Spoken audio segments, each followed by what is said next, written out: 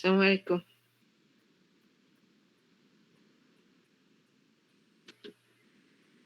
Salam alaikum. Vous m'entendez? Salam alaikum. Oui, on vous entend, madame. Ouais. J'ai un petit problème de connexion. C'est un peu long. Je ne sais pas si c'est le cas pour vous. Ça affiche lentement le... Bon, je vais commencer directement par vous partager l'écran. Alors, on était... bon. Je reviens vers... vous voyez le slide, exercice 7? Oui? Oui. Ok. Donc, on va revenir vers l'exercice, parce qu'on ne l'a pas corrigé. On va revenir vers cet exercice après. On termine la théorie. Alors, ici, nous avons... Ce qui est demandé dans cet exercice, c'est... attendez.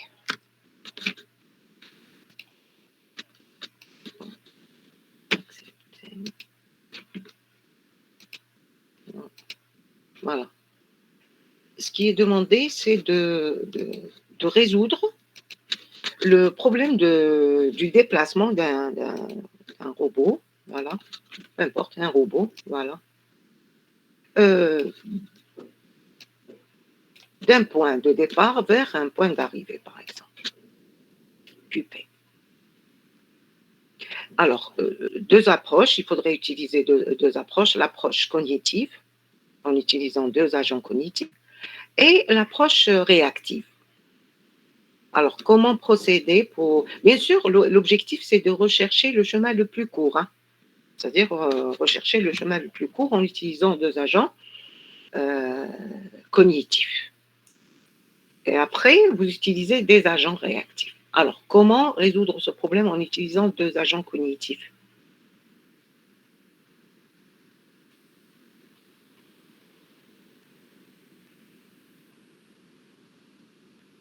Comment vous allez faire? Comment vous allez procéder?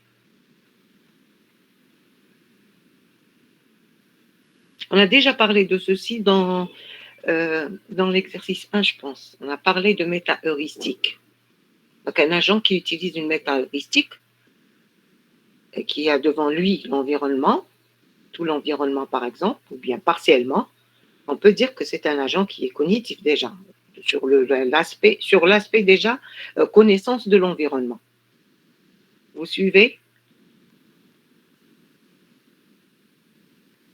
Voilà, donc ça c'est un exemple concret. Voilà, donc comment résoudre ce problème en utilisant deux agents cognitifs? Bien sûr, quand on dit deux agents, on est dans le contexte multi-agent, ça veut dire que deux agents qui coopèrent, par exemple, pour résoudre ce problème. Alors, comment vous allez le résoudre?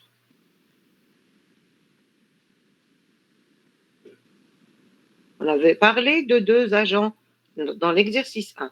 On avait parlé de deux agents qui utilisent des méta-heuristiques différentes. Par exemple, un agent qui utilise une méta-heuristique de recherche globale, qui travaille sur une population, par exemple, et un autre qui travaille qui utilise une méta-heuristique locale,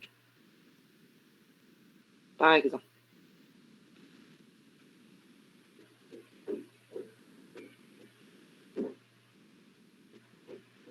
Alors, quelle est la méta-heuristique de recherche globale qu'on va utiliser ici?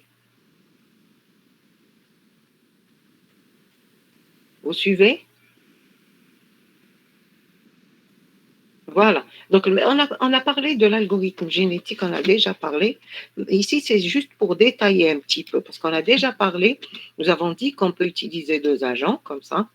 Soit ils communiquent, c'est-à-dire à travers un tableau noir, soit ils communiquent à travers directement. Donc, nous avons algorithme, la méta-heuristique algorithme génétique, on a parlé de ça. Et on a parlé, par exemple, une autre méta-heuristique, par exemple, la recherche tabou. Voilà, c'est une recherche dans le voisinage. Voilà.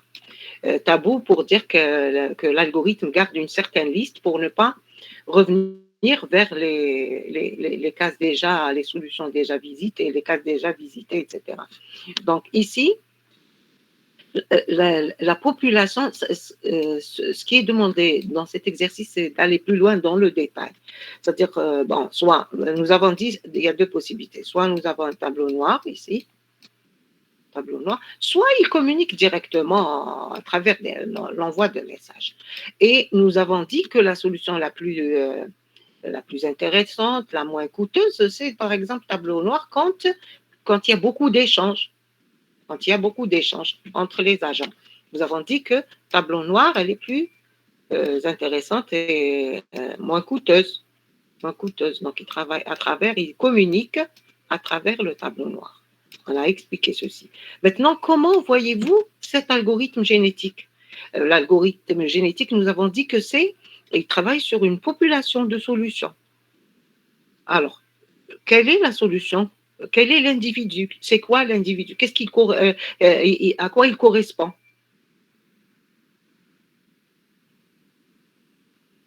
Alors,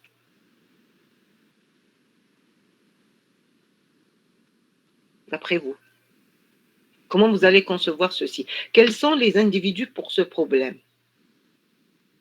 Sachant que l'objectif, nous avons dit que les méta-heuristiques d'ailleurs sont utilisées pour des problèmes d'optimisation. C'est-à-dire c'est pour optimiser, par exemple ici, c'est rechercher le chemin le plus court. Donc optimiser le chemin, la, la, la, la distance. Voilà.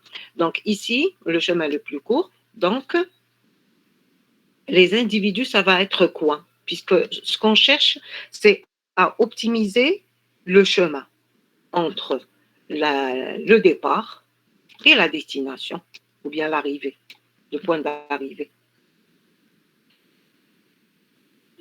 Qu'est-ce que ça va être? Les individus, ça va être quoi?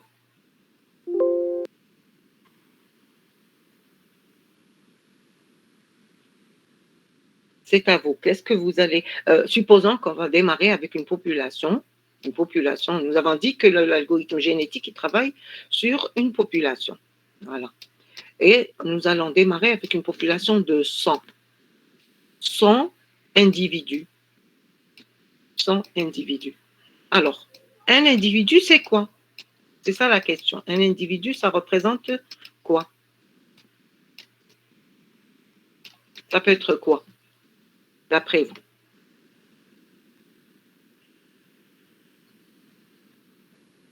Alors, C'est un chemin.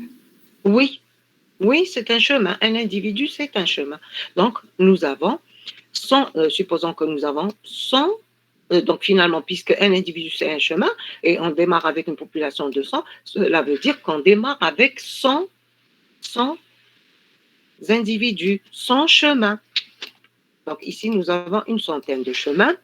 Et les chemins, bien sûr, puisque au début, la population, c'est une population qui est, on va supposer que c'est aléatoire, c'est-à-dire elle n'est pas optimisée. Donc on aura 100, pardon. Alors là,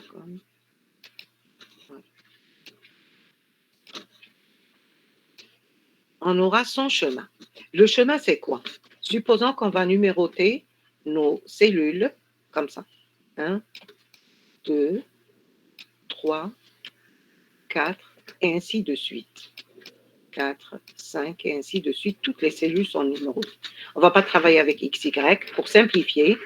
Pour ne pas travailler avec les coordonnées, pour simplifier, on va travailler avec des numéros de cellules. Alors, le chemin, ça va être quoi?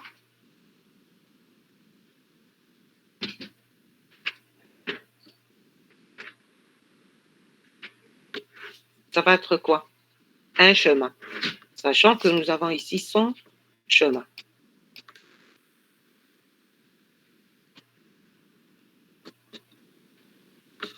Ici, c'est numéroté. 7, 8, et ainsi de suite. Les cellules qui contiennent des obstacles, on ne va pas les numéroter, ce n'est pas la peine. Alors, donnez-moi un exemple de chemin. À droite, à gauche, au bas. C'est un ensemble de cellules. Un ensemble d'actions. Simplifions encore plus. Un ensemble de cellules. un 1, ensemble de 2, cellules. Donc, pour simplifier, 10. on peut faire ceci. C'est-à-dire, un chemin, ça va être, par exemple, aller vers, comme ça, vers le bas. Donc, c'est B, B, A, etc., etc. Mais comme ça peut être, pour simplifier encore plus, on peut utiliser, sans utiliser les différentes actions possibles, on va utiliser directement le chemin. C'est une population. Le chemin lui-même, c'est-à-dire les numéros des cellules. Donc ici, on peut utiliser par exemple ici, supposons que ça a 8, 9, 10, je ne sais pas. Ici, par exemple, c'est la case 15, par exemple. Donc ça va être 3, 15.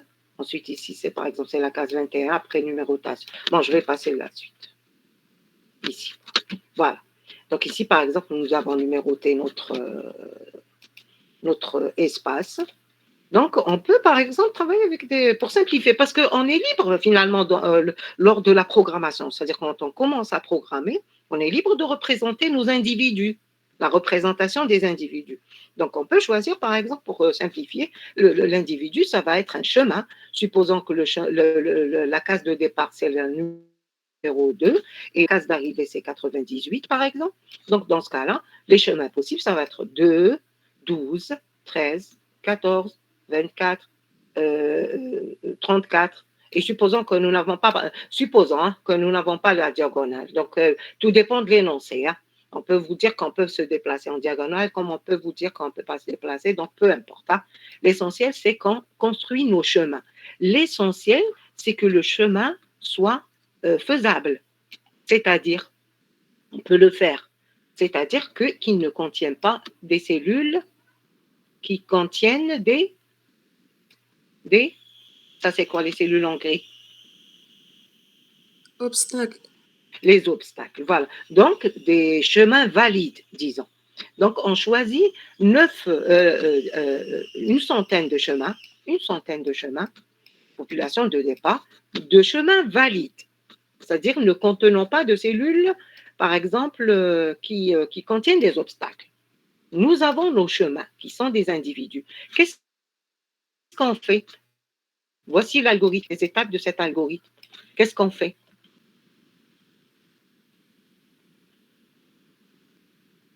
Population. Donc ici, chaque case ici, c'est un chemin. Hein. Donc une population, ça c'est un autre chemin, ça c'est un autre chemin. Et on suppose que nous avons en tout 100 chemins. Donc population initiale avec 100 chemins possibles. Ici, ça représente un chemin. Et nous avons dit que le chemin, c'est une suite de cellules. Une suite de cellules qui donne un chemin valide. Voilà. Qu'est-ce qu'on fait d'après l'algorithme?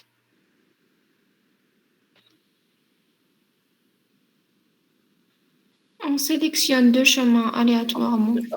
Voilà, on sélectionne 2 chemins, on fait l'opération de croisement, et nous avons dit que l'opération de croisement nous permet de faire quoi?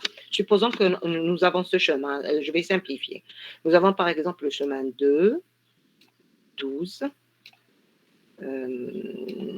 ainsi de suite, jusqu'à 98. Jusqu'à 98. Nous avons un autre chemin de 12, par exemple 13, ici, comme ça. Un autre chemin, toujours, le début et la fin, c'est la même chose. 2, 12 aussi, on passe par 12, ensuite 11, ensuite 10. Et c'est possible qu'on peut avoir des chemins avec des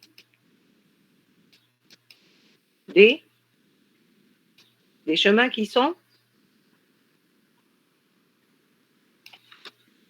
comment? Si je choisis ce chemin, ils ne seront pas de même, ce n'est pas la même longueur. Ce n'est pas la même longueur. Le nombre de cellules, par exemple, si on prend ce chemin-là, ce n'est pas la même chose que ce chemin-là. Voilà.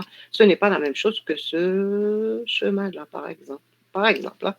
Donc, on aura des chemins avec des tailles un petit peu relativement différentes. Hein, un petit peu différentes, concernant le nombre de cellules de cases pour chaque chemin.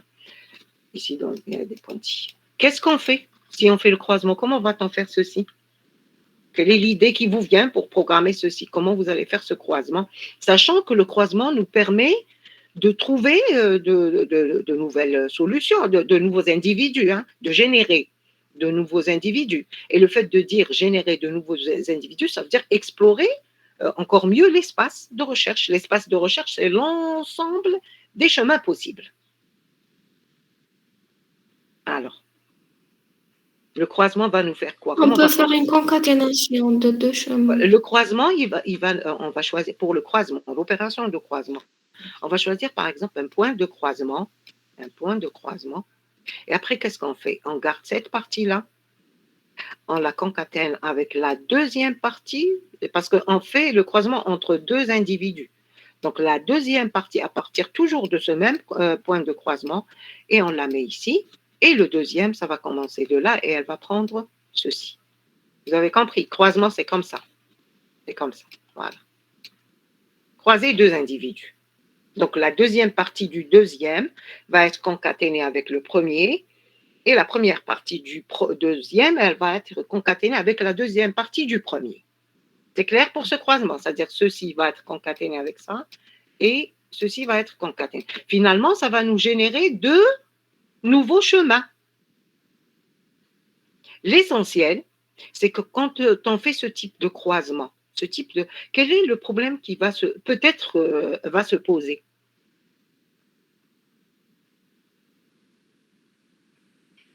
Bon, ici, c'est la même chose, mais c'est possible qu'on aurait pu choisir le point de croisement en troisième position, hein, pas forcément ceci. C'est-à-dire pas forcément cette partie est la même que celle-là, non. C'est deux individus avec un point de croisement, donc cette partie-là n'est pas forcément égale à cette partie-là. Donc, on aura deux individus. Quel est le problème qui sera posé si on fait cette opération de croisement?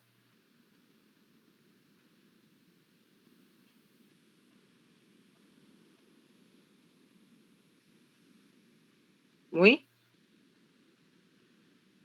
Est-ce qu'il y aura un problème si on fait ce croisement, sachant que les deux fils générés, ou bien les deux enfants, sont des chemins aussi, hein. Ce sont des chemins. Alors, quel est le problème qui va se On n'est pas poser? sûr que ce sera un chemin valide. Valide, voilà, on n'est pas sûr. Donc, il faudrait quelque part, dans votre algorithme, dans votre traitement, une partie, un bout de code pour vérifier si le chemin obtenu est valide, oui ou non. C'est clair? Donc ça, c'est concernant les petits problèmes qui peuvent se poser quand on exécute, quand on fait un algorithme génétique. C'est que quand on fait le croisement, c'est possible que les enfants peuvent être des individus non valides finalement, selon le problème posé, hein. Ici, l'individu, c'est un chemin. Dans un autre problème, ça peut être autre chose. Voilà. Ensuite, supposons que nous avons fait le croisement avec, bien sûr, le résultat, c'est un résultat valide. Qu'est-ce qu'on fait? Ça veut dire que nous avons obtenu de nouveaux individus dans notre population. On est en train d'explorer, hein, dans un niveau global. Ceci, les individus, fils, c'est les C1, C2, les enfants. Qu'est-ce qu'on fait pour ces enfants-là? Ou ces fils? On leur fait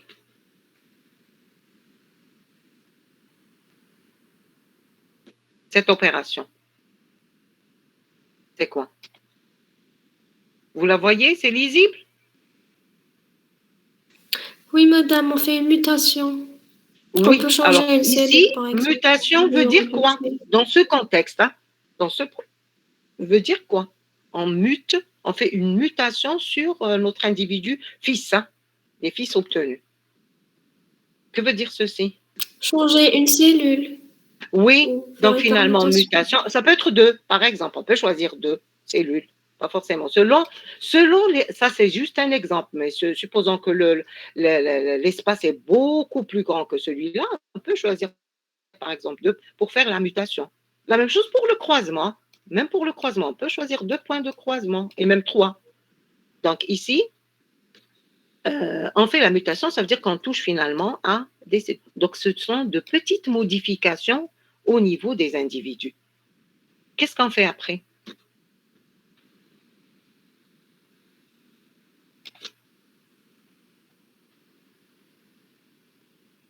Évaluer la fitness. La fitness ici, ça va être quoi? Toujours d'après vous. La fitness, ça va être quoi? C'est-à-dire, finalement, la fonction à optimiser. Ça va être quoi?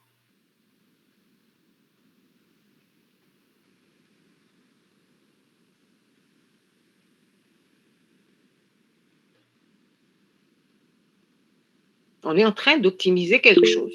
Ce qu'on est en train d'optimiser ici, c'est le chemin. Et donc, la fitness, ça va être quoi? La distance vers la solution. La longueur du chemin. Je vous ai dit que finalement, les chemins n'ont pas la même longueur. Les individus n'ont pas la même longueur. Faire ce passage pour aller à destination, ce n'est pas la même chose que faire ça, ce parcours-là. Ce n'est pas la même chose. Donc finalement, fitness, ici, dans ce cas-là, c'est la longueur du chemin. C'est la longueur du chemin.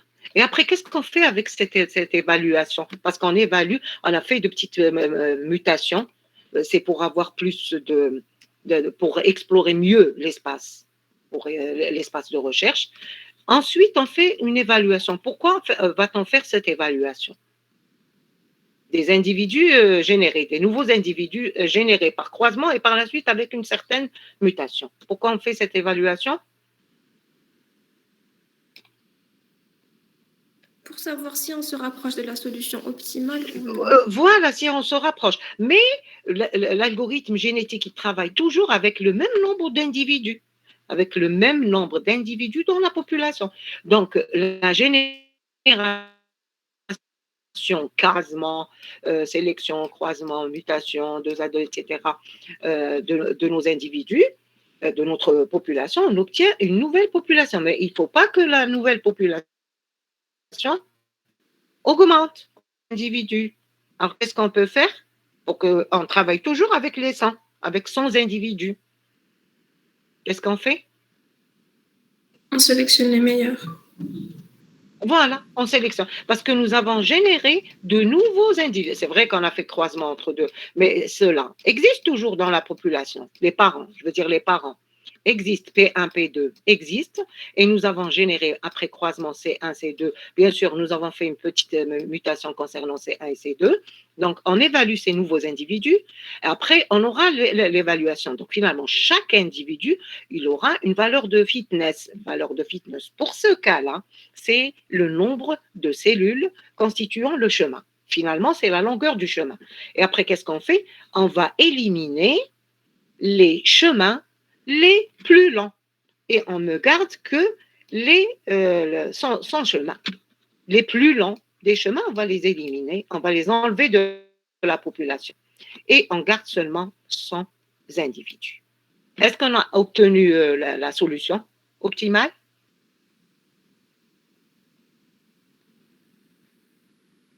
Est-ce qu'on a obtenu la solution optimale après une génération? Donc ça, c'est la première génération, ça, c'est la deuxième génération.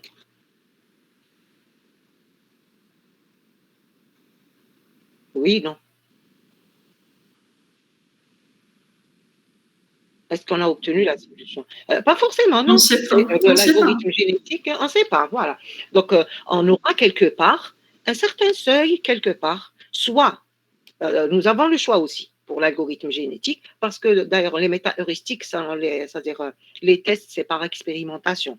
C'est-à-dire on fait des expérimentations exécutées plusieurs fois, etc., pour voir quand est-ce que ça converge vers la solution optimale. Donc, par exemple, on prend un certain nombre d'itérations. Donc, on va dire que ceci, on va le refaire, par exemple, 500 fois, par exemple, nombre d'itérations.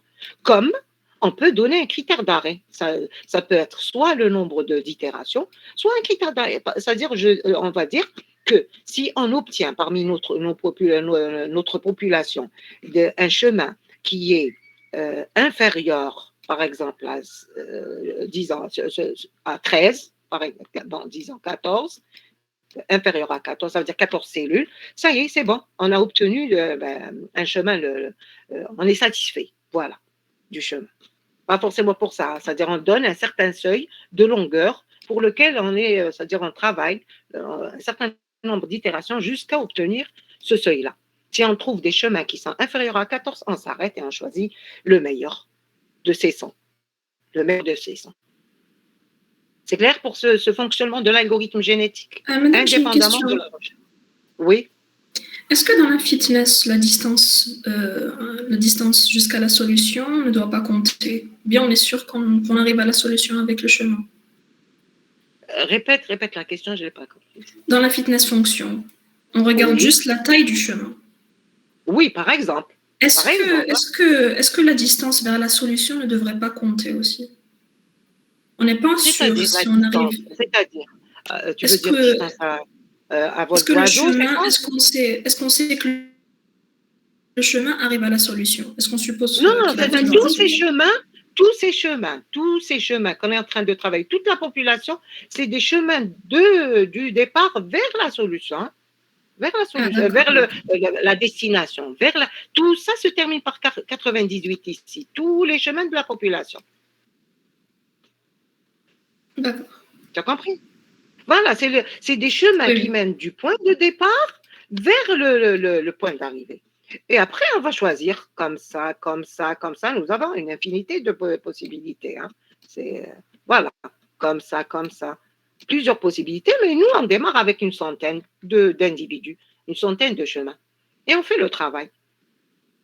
Mais ça, on est en train de voir le problème avec l'algorithme génétique seulement. Avec l'algorithme. Maintenant, si on fait coopérer avec nous un autre algorithme, un autre agent finalement, la recherche tabou, qu'est-ce qu'elle va faire notre recherche tabou?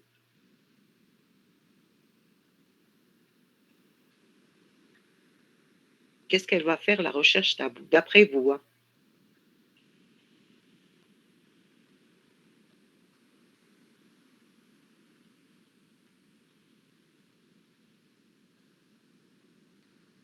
Sachant que la recherche tabou, c'est une recherche locale. Donc, c'est dans le voisinage. Alors, qu'est-ce qu'elle va faire?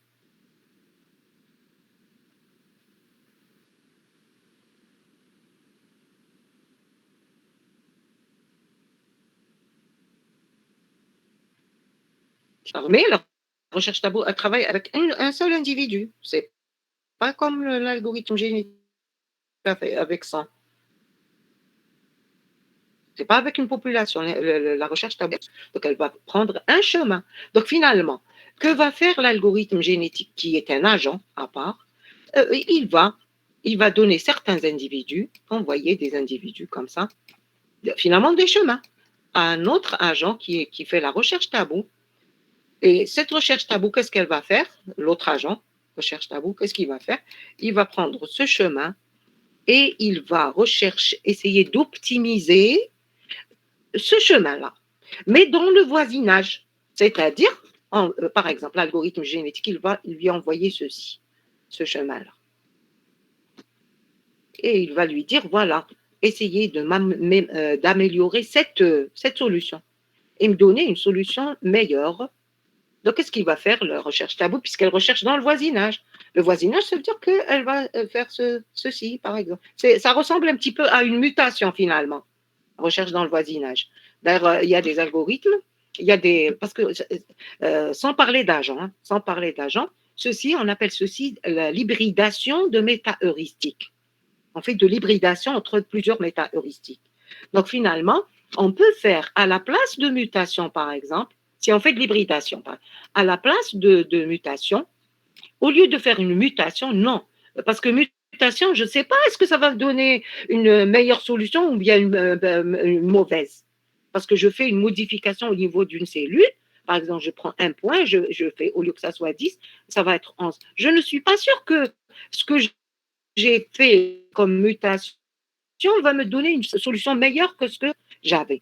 Mais si je donne cette opération qui est mutation, au lieu de faire mutation, je la donne directement, j'enlève cette mutation et j'envoie ceci, ma solution, à la recherche tabou, c'est sûr que si elle va chercher dans son voisinage, en faisant finalement, en quelque sorte, une petite mutation finalement, elle va changer parce qu'elle recherche dans le voisinage. C'est-à-dire ce chemin, dans ce voisinage, elle va changer quelques cellules, comme ça dans le et ça va me donner un autre chemin, peut-être qu'il est plus court. C'est-à-dire si elle me renvoie la réponse, ça veut dire qu'elle m'a trouvé une solution meilleure dans le voisinage de la solution qui a été envoyée au départ. Est-ce que c'est clair cette coopération finalement entre deux méta-heuristiques. Oui. Et ça accélère parce que finalement, quand il va lui envoyer une solution, l'algorithme génétique, il va envoyer une solution à un chemin finalement à la recherche, il va lui dire voilà, améliorer moi cette solution. C'est-à-dire une solution, c'est pas une population. Elle va rechercher dans le voisinage, peut-être qu'il y a une solution plus courte, avec une longueur plus petite. Et elle va lui renvoyer, voilà, ce chemin est meilleur que le chemin que vous m'avez envoyé. Donc, l'algorithme génétique ou bien l'agent qui fait l'algorithme, il va enlever le chemin qu'il a envoyé à la recherche tabou et va le remplacer avec le chemin envoyé par la recherche tabou, par l'agent recherche tabou. Est-ce que c'est clair, ça, cette coopération-là?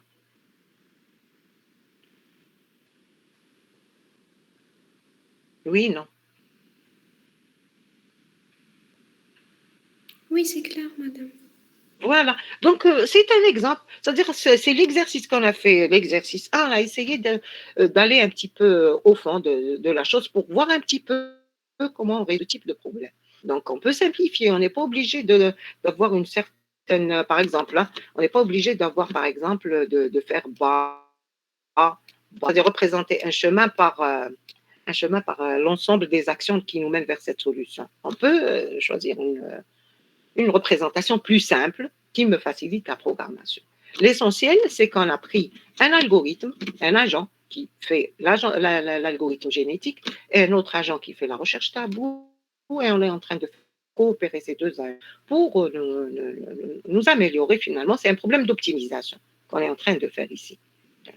C'est clair? Et donc, ça accélère le fait qu'il y a ce tabou qui entraîne d'améliorer les solutions envoyées par l'algorithme génétique.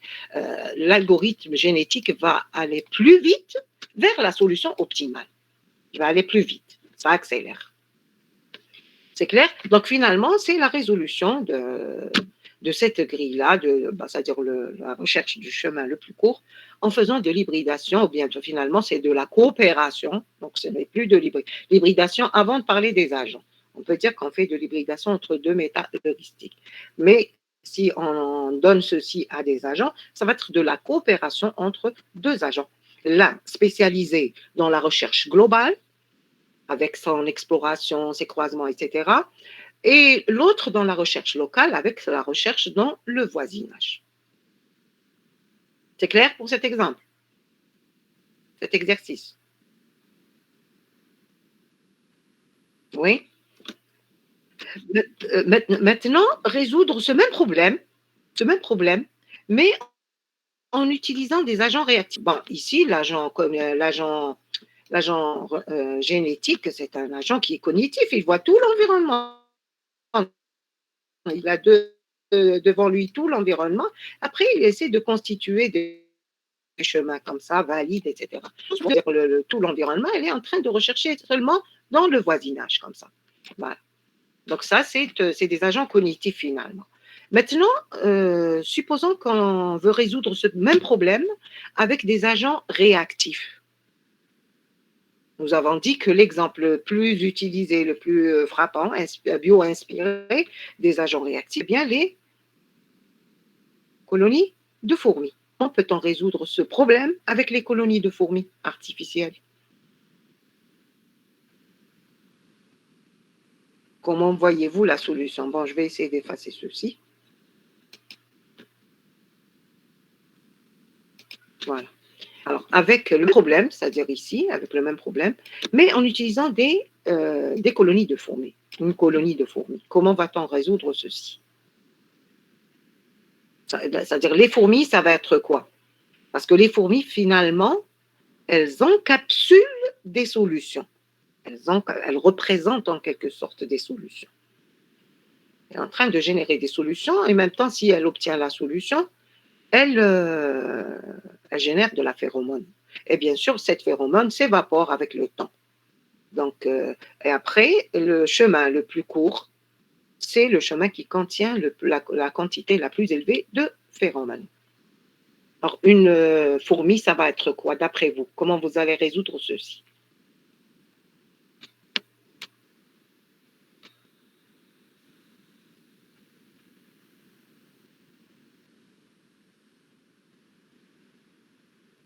Une fourmi, ça va être quoi?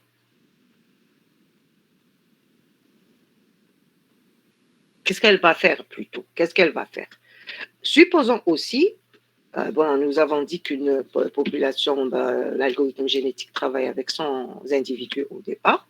On peut choisir, par exemple, pour les fourmis, on peut choisir, par exemple, 300 fourmis au début. Allez. Juste, bien sûr, en supposant que l'espace de recherche est beaucoup plus grand que celui-là, mais c'est juste pour vous montrer. Supposons qu'on démarre notre recherche de la solution optimale, qui est le chemin le plus court, avec 300 fourmis. Comment vont travailler ces fourmis pour nous trouver ce chemin?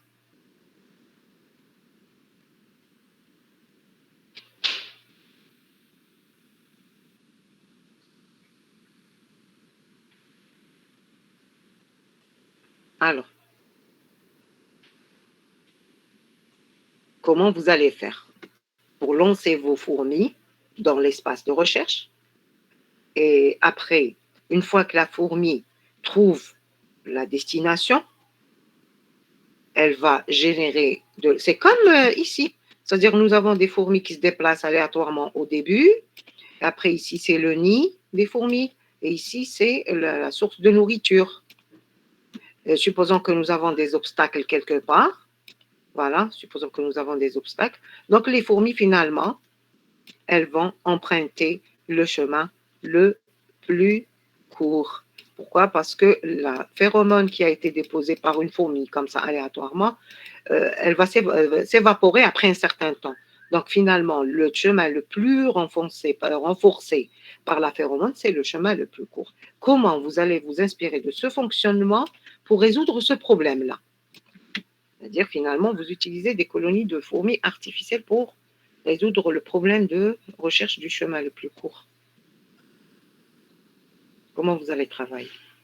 Alors, les fourmis, ça va être quoi? Qu'est-ce que vous allez faire? Madame, une fourmi, c'est pas un agent vu qu'elle parcourt. C'est un agent réactif, oui, oui, oui. Une fourmi, c'est un agent réactif. Mais cet agent réactif, il va faire quoi? Il est réactif. Donc, il est en train de se déplacer. Donc, une fourmi, finalement, on va les lancer. On va lancer des fourmis comme ça. Et supposons que toutes les fourmis se lancent à part, supposons que ça, c'est le point de départ. Et ça, c'est le point d'arrivée, par exemple. Ça, c'est le point d'arrivée. Voilà. On lance nos fourmis. On peut les lancer à la... On peut, pas forcément dans cette position, à partir de cette position. Après, qu'est-ce qu'elle va faire, la fourmi? Chaque fourmi, qu'est-ce qu'elle va faire? Sachant qu'au début, il n'y a pas de la phéromone. Au début, il n'y a pas cette quantité de phéromone. Donc, comment va procéder chaque fourmi? Oui, donc chaque fourmi, elle va se déplacer aléatoirement avec une certaine probabilité pour aller à gauche, à droite. Donc, on peut programmer ça aléatoirement avec une certaine probabilité pour se déplacer. Voilà, donc elle peut faire ceci, elle peut faire ceci, elle peut revenir, peu importe. Hein? C'est des fourmis qui se déplacent n'importe comment aléatoirement avec certaines probabilités pour ne pas tomber, par exemple, dans des boucles infinies, mais elle finit par la suite à atteindre ça. Et elle va trouver que c'est la destination. C'est un agent réactif, il peut savoir, un agent réactif peut savoir qu'il est arrivé à destination dans ses règles, parce qu'il a un ensemble de règles. Donc elle se déplace comme ça, la fourmi. Est-ce que c'est l'état final? Non, elle se déplace avec une certaine probabilité vers... Bien sûr, elle évite les obstacles, bien sûr. Elle se déplace normalement. Il n'y a pas de phéromone à ce moment. Elle se déplace ainsi de suite jusqu'à trouver la destination. Une fois qu'elle trouve la destination, qu'est-ce qu'on fait? Pour s'inspirer du fonctionnement des fourmis. Sachant que cette fourmi-là, la fourmi elle-même, oui, finalement, la fourmi, elle a trouvé un chemin. On dit qu'elle a encapsulé une solution finalement. C'est une solution, c'est un chemin. Donc la fourmi, elle encapsule un chemin Elle a trouvé. La même chose, on va attendre que toutes les fourmis font ce travail-là. Donc, parce que c'est un algorithme ici, ce n'est pas comme dans la réalité. Dans un algorithme, nous avons un certain nombre d'itérations dans notre algorithme et nous avons un certain nombre de fourmis. Donc, nous avons les 3 fourmis. Donc, tant que toutes les fourmis n'ont pas atteint la destination, on est en train d'attendre jusqu'à ce que les fourmis se déplacent, toutes les fourmis. Voilà, se déplacent avec une certaine probabilité, etc. Toutes les fourmis ont atteint cette destination. Mais chaque fourmi, puisque c'est avec des probabilités, chaque fourmi, elle a emprunté un chemin différent. Pas forcément le même qu'avec l'autre fourmi. Après, qu'est-ce qu'on fait? Pour s'inspirer de cette histoire de phéromones, qu'est-ce qu'on va faire?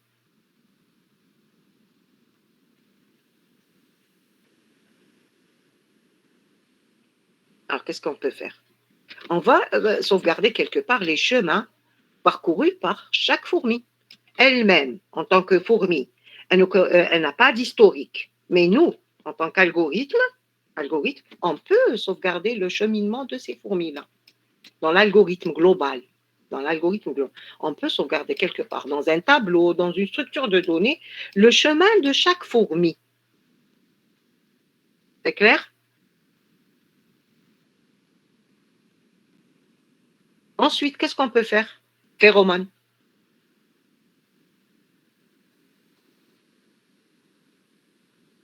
Comment va-t-on faire pour cette phéromone?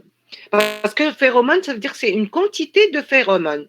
Alors, ça va être selon quoi? Par exemple, la quantité qu'on va déposer. Bon, une quantité de phéromones dans la programmation, ça va être une valeur numérique, par exemple. Hein. C'est une quantité. Hein? Donc, cette quantité qu'on va déposer dans le chemin de la fourmi, elle est proportionnelle à quoi, par exemple? La fitness de la solution. Oui, par exemple. Oui, par exemple, c'est-à-dire si la fourmi elle a fait un très long chemin, donc on va lui déposer, c'est relatif, c'est-à-dire on lui dépose une quantité de phéromones proportionnelle à son chemin, au chemin. Si c'est très lent, donc la phéromone elle sera petite, la quantité. Si c'est un chemin court, la quantité elle sera plus grande. Et après, on peut programmer même la partie évaporation, c'est-à-dire après un certain nombre d'itérations, on diminue le degré, on fait évaporer les phéromones, par exemple. Et on refait ce traitement un certain nombre de fois, un certain nombre d'itérations, jusqu'à une certaine, soit la même chose, soit un certain nombre d'itérations, et on s'arrête, par exemple, on va dire qu'on va exécuter ceci 1000 itérations. C'est-à-dire 1000 fois, les fourmis se déplacent, trouvent le chemin, on met de la phéromone dans le chemin obtenu, après on peut disperser les fourmis une autre fois, et ainsi de suite, jusqu'à obtenir un chemin qui contient le plus de phéromones. Le plus de phéromones. Le nombre de chemins, ça peut être, ce n'est pas forcément, le nombre de chemins, ce n'est pas forcément le même que le nombre de fourmis, pas forcément. Mais l'essentiel, c'est qu'à la fin, on va prendre comme chemin le plus court celui qui contient le plus de quantité de phéromones. Et ici, ça reste, ça dit rien, une certaine liberté, comment concevoir la chose, comment l'essentiel, l'inspiration, c'est une inspiration biologique, c'est-à-dire inspirer des colonies de fourmis. Maintenant, comment programmer quoi, à quel moment je vais diminuer par exemple, la quantité de phéromones, quelle est la formule que je dois utiliser pour associer une certaine quantité, ça reste ouvert pour ça reste dans le domaine de la recherche, pour rechercher la solution la plus optimale. Mais c'est une autre approche. Donc finalement, l'autre approche, c'est d'avoir des agents réactifs, qui sont les fourmis artificielles, les lancer dans l'espace de recherche, et chaque agent réactif, il va encapsuler une solution. Voilà. Après, on évalue les solutions, et après un certain nombre d'itérations, on choisit la solution qui est la meilleure, qui a la plus de quantité de phéromones. Donc, ce sont deux approches différentes, mais qui font qui donnent le même résultat finalement. Donc, pour comparaison, c'est-à-dire pour dire, c'est-à-dire théoriquement, dire est-ce que c'est les colonies de fourmis qui donnent un meilleur résultat que l'algorithme génétique, par exemple, avec la recherche tabou, on ne peut pas le dire à l'avance. On ne peut pas le dire. Théoriquement, on ne peut pas le dire. Mais ce qu'on peut faire, c'est par expérimentation, on peut tester les deux approches et après voir quelle est l'approche qui donne la solution optimale et le plus rapidement possible. Et aussi, c'est lié aussi au nombre de fourmis qu'on lance au début. C'est-à-dire le nombre de fourmis que ça soit. Parce que si on lance un nombre important, par exemple, pour l'algorithme génétique aussi, la population, elle est très grande, ça ralentit aussi le travail. Hein. Ça ralentit. Ce n'est pas comme mais de l'autre côté, on peut, c'est-à-dire, comment dire, on peut ne pas trouver la solution optimale parce qu'on n'a pas pris en considération un espace ou bien un nombre de populations assez grand pour pouvoir ne pas, c'est-à-dire ne pas louper en quelque sorte la solution optimale. Voilà. Tout ça, on ne peut pas c'est-à-dire le déterminer à l'avance. C'est par expérimentation qu'on peut voir, on change les paramètres, etc. Et on peut voir quelle est la solution qui nous donne la meilleure, quelle est l'approche qui nous donne la meilleure solution. Voilà. C'est clair pour cet exercice. Bon, je vous envoie le corrigé, mais c'est juste pour vous expliquer les détails de cet exercice-là. C'est bon? Voilà. Donc, on va revenir vers la théorie des jeux. On était, non, ici, non, ici, voilà. On a fait l'équilibre de Nash. Nous avons dit que finalement, l'équilibre de Nash, c'est une configuration, c'est une combinaison de stratégies pour laquelle, c'est ça la définition, voilà. Si chaque agent dans cette combinaison ne peut faire mieux dans une autre, c'est-à-dire si on prend chaque agent de cette combinaison-là, il ne peut pas faire mieux dans une autre combinaison.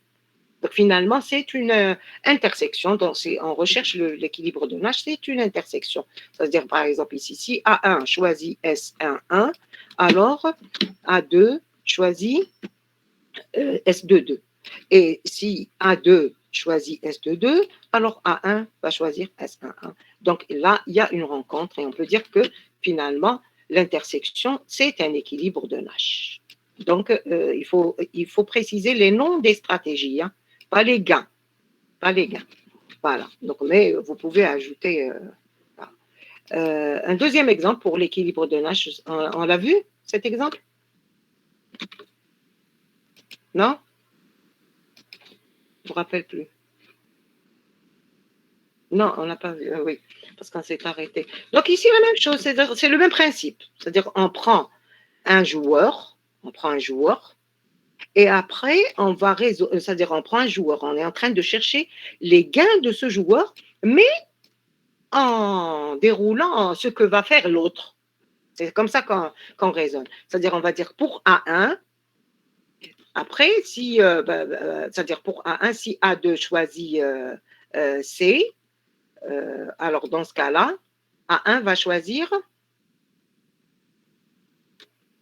alors par exemple pour A1 choisit A, alors le A2 va choisir quoi? Mais c'est-à-dire on se positionne, on se met dans la peau de A1 quand on raisonne de cette manière. C'est-à-dire si A1 choisit A, le A2 va choisir C. Et donc le gain de A1, ça va être 4. Comme ça. Maintenant, si A1 choisit B, alors le A2 va choisir, voilà, et dans ce cas-là, le gain de A1, c'est celui-là. Maintenant, si A2, on revient vers A2 maintenant, si A2 choisit C, alors A1 va choisir, va choisir Si A2 choisit C, on est dans la colonne. Si A2 choisit C, alors A1, il va choisir quoi? Vous suivez? Va choisir A et le gain de A2 va être 3. Voilà. C'est un premier équilibre de Nash. Ensuite, si A2 choisit D, alors A1 va choisir. Alors, si le A2 choisit D, A1 va choisir B, parce que c'est ça le plus élevé. Et donc, dans ce cas-là, le gain de A2, ça va être 4. Dans ce cas-là, nous avons 2 équilibres de Nash. 2 combinaisons ou bien 2 configurations pour lesquelles, c'est-à-dire les 2 agents ne peuvent pas améliorer dans une autre. C'est dans ce sens. On peut faire mieux. Maintenant, l'exemple 3, nous avons joueur 1, joueur 2, sachant que les stratégies pour joueur 1, c'est pile face, stratégie pour joueur 2, c'est pile face, et nous avons les gains ici. Alors, pour joueur 1, si joueur 1 choisit pile, voilà, alors le joueur 2, il va choisir.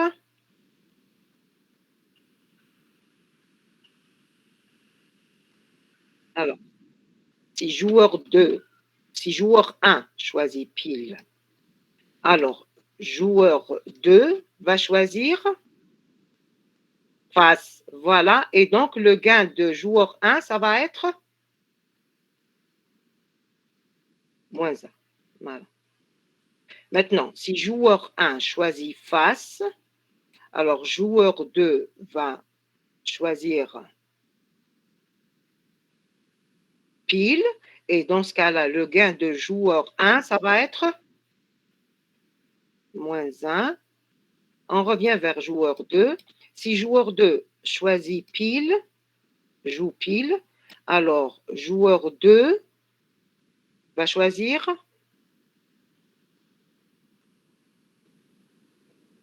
si joueur 2 choisit pile, alors joueur 1 va choisir quoi? Pile, et dans ce cas-là, le gain de joueur 2, ça va être moins 1. Maintenant, si joueur 2 choisit face, alors joueur 1 va choisir,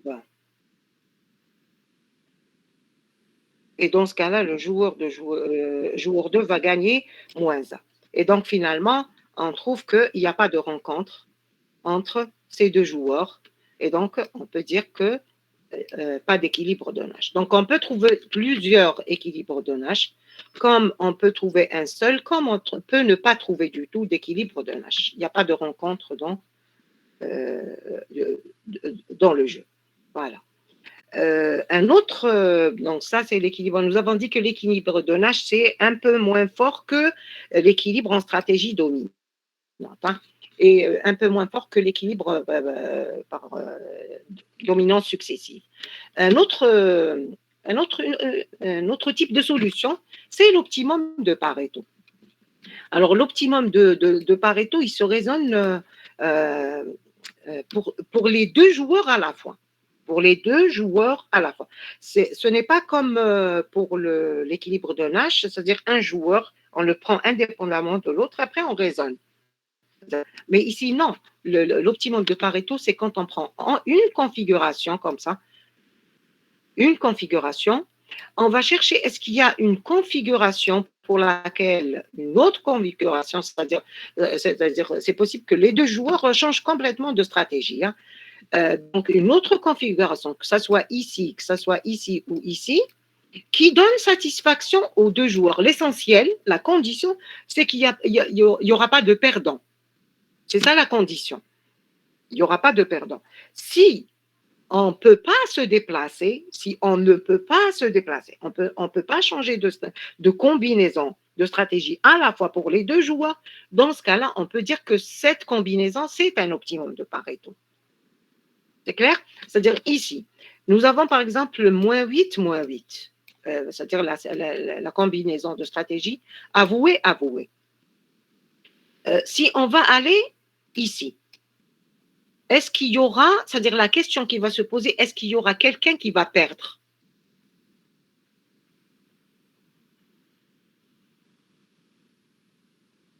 Oui. Est-ce qu'il y a quelqu'un qui va perdre dans ces départs? Si on change complètement en même temps, c'est-à-dire je suis dans -8, -8, et je veux aller ici, je me pose la question, est-ce qu'il y a quelqu'un parmi les deux joueurs va perdre dans ce changement? Les deux à la fois. Oui? Est-ce qu'il y a quelqu'un qui va perdre? Aucun des deux ne va perdre. Si, le premier, son gain c'était -8, ça veut dire qu'il allait être emprisonné 8 ans. Alors que s'il va aller ici, il va être libéré, zéro année. Donc il va être libéré. Mais le deuxième, le problème c'est dans le deuxième. Le deuxième, il allait être emprisonné 8 ans, il va être emprisonné 15 ans. On la prend en négatif, hein, c'est pas du positif. Si c'était positif, c'est un gain, mais ici c'est du négatif. Donc finalement, il va perdre le deuxième. Hein. Le suspect 2 va perdre parce qu'il va passer de -8 vers -15. C'est clair? Donc ce n'est pas intéressant d'aller vers ici. Ce n'est pas intéressant d'aller vers ici parce qu'il y a quelqu'un qui va perdre. Il y a quelqu'un qui va perdre. Soit les deux, soit l'un des deux. On va aller vers cette combinaison. On va essayer d'aller vers cette combinaison. Donc, nous avons -8, et ici -1, -1. Alors, est-ce qu'il y a l'un des deux joueurs va perdre? Soit les deux, soit l'un des deux joueurs. Est-ce qu'il existe un des joueurs, si on passe de toute cette combinaison -8 vers -1, est-ce qu'il y a quelqu'un qui va perdre?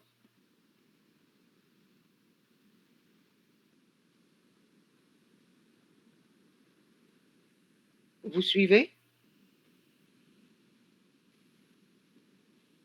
Les deux vont perdre. Non, vous raisonnez en Le négatif. 2, il va perdre, il passe de -8 à -15. Donc, ils ont perdu. Non, je parle de celle-là. Je parle de celle-là. Celle-là, c'est bon. Ben, il n'accepte pas. C'est-à-dire, le suspect 2, il ne va pas accepter parce qu'il va dire voilà, j'étais à -8 années, donc je vais être emprisonné -15 ans. Donc, c'est un perdant ici. Donc, donc ce passage-là, il y a un joueur qui ne va pas l'accepter. On va essayer le deuxième passage, ce passage-là. C'est-à-dire, si on va aller vers cette configuration, -1, -1, est-ce qu'il y a un joueur qui va perdre? Un ou les deux, hein? Le passage de -8 ou -8 vers -1, -1. Est-ce qu'il y a quelqu'un qui va perdre? Aucun des deux. Donc, finalement, les deux acceptent d'aller ici.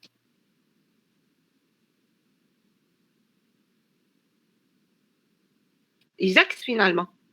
Et donc, finalement, puisqu'ils acceptent d'aller ici, ceci n'est pas un optimum de Pareto. Puisqu'ils acceptent de changer, ça veut dire que ce n'est pas un optimum. Alors, quand est-ce que c'est un optimum? C'est quand ils décident de n'aller nulle part. Ils se disent tous les deux, voilà, je suis bien dans ma position, comme ça. Ça ne veut pas dire que c'est un optimum pour les deux, mais c'est la condition, elle est comme ça. Cet optimum de Pareto, la condition, c'est le critère de Pareto.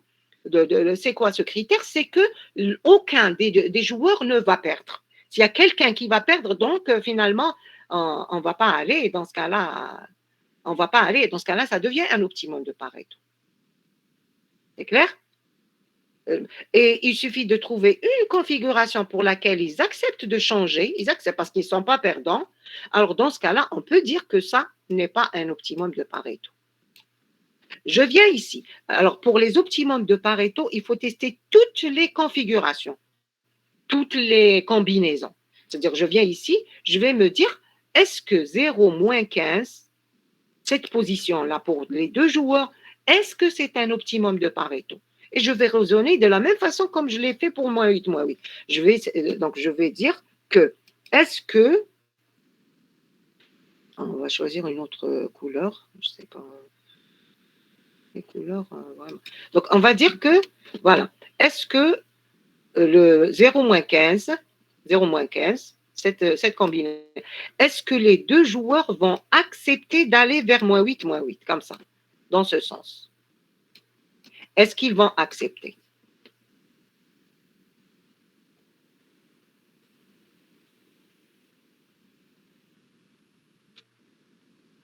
De 0, -15, vers -8, -8. Est-ce qu'elle est est-ce qu'il y a la question, ce n'est pas est-ce que c'est profitable pour les deux? Non. La question, c'est est-ce qu'il y a quelqu'un qui va perdre? Est-ce qu'il y a un joueur qui va perdre? Oui, c'est quel joueur? C'est quel joueur? Le premier, voilà, le premier. Celui-là, parce qu'il va passer de 0, 0 veut dire qu'il va être libéré, il va pas être il va passer vers 8 ans de prison. 8 ans de prison, ça veut dire qu'il est perdant. Dans ce cas-là, on va tester une autre conversion. Ça veut dire que finalement, on n'accepte pas, les deux joueurs ne vont pas accepter d'aller vers -8, -8. Pourquoi? Parce que c'est comme s'il y avait un accord entre les deux joueurs. On échange nos stratégies en même temps que si nous les deux, on gagne ou bien on ne perd pas. Ou bien on ne perd pas. C'est-à-dire, même si on ne perd pas, ce n'est pas un problème. L'essentiel, c'est qu'il ne faut pas qu'il y ait l'un des deux, l'un de nous deux, qui va perdre. Voilà. Donc, finalement, ce passage-là, voilà, ce passage-là n'est pas autorisé. Donc, ils ne peuvent pas aller. Ils n'acceptent pas. Maintenant, ce passage de 0-15 vers -15, 0, est-ce qu'ils acceptent de changer?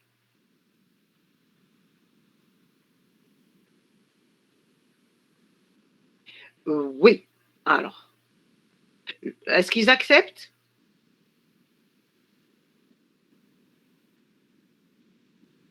Non, pourquoi? Parce que quand on dit non, ça veut dire est-ce qu'il y a quelqu'un qui va perdre? Et c'est quel joueur qui va perdre? C'est le suspect 1. Il passe de 0 vers -15. Le suspect 1 passe de 0. Donc finalement, ce passage-là n'est pas autorisé aussi. On continue. C'est-à-dire, si on ne trouve pas de passage vers une configuration, on continue. Ce n'est pas comme tout à l'heure pour -8, -8, -8, -8. Pour -1, -1, nous avons dit qu'ils acceptent, c'est bon, j'arrête et je dis que ce n'est pas un optimum. Maintenant, je suis dans 0-15, nous avons dit que le passage vers -8, -8, il n'est pas accepté. Le passage vers 0, vers -15, 0 n'est pas accepté parce que le premier va perdre. Maintenant, on va essayer de 0-15 vers -1, -1. 0-15 vers -1, -1. Est-ce qu'ils acceptent de changer? Oui. Ils acceptent d'aller vers -1, -1? De 0-15, de 0-15, ici, vers -1, -1. Est-ce qu'ils acceptent? Ah non, il y a Sachant 0. que, oui, donc finalement, il y a le suspect 1 qui était à 0, et il va devenir -1. Ça veut dire que finalement, il va perdre. Et dans ce cas-là, ce passage-là, de 0-15 vers -1, -1, n'est pas accepté par les deux joueurs. C'est ça le critère. Le critère, c'est qu'aucun de nous deux ne va perdre, ne va pas perdre. Voilà. Donc finalement, les trois passages ne sont pas acceptés. Dans ce cas-là, je peux dire que 0-15, c'est un optimum de Pareto. C'est un optimum de Pareto. Est-ce que vous avez compris cette histoire de Pareto?